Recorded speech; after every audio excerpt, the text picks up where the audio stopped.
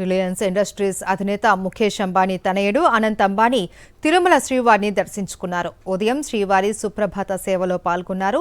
అనంతరం స్వామివారికి ప్రత్యేక పూజలు నిర్వహించి ఆశీస్సులు పొందారు. ఈ సందర్భంగా ఆలయ అర్చకులు వేద మంత్రాలతో అనంత్ అంబానీకి ఆశీర్వచనం పలకగా టీటీడీ అధికారులు స్వామివారి శేష వస్త్రాలు, తీర్థ ప్రసాదాలను అందజేశారు.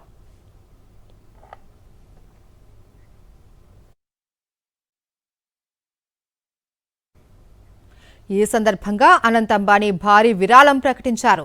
తిరుమల ఘాట్ రోడ్డులో పర్యావరణ పరిరక్షణకు దోహదపడేలా 27.5 కోట్ల వ్యయంతో 25 ఎలక్ట్రిక్ బస్సులను విరాళంగా ఇస్తాము అన్నారు. బస్సుల నిర్వహణకు అవసరమైన ఛార్జింగ్ స్టేషన్ల ఏర్పాటుకు సైతం నిధులు కేటాయిస్తాము అని వెల్లడించారు. అంతేకాకుండా ఆ బస్సులను నడిపే డ్రైవర్ల జీత భత్యాలను కూడా రిలయన్స్ సంస్థే పూర్తి స్థాయిలో భరిస్తుంది అని అనంత్ అంబానీ స్పష్టం చేశారు.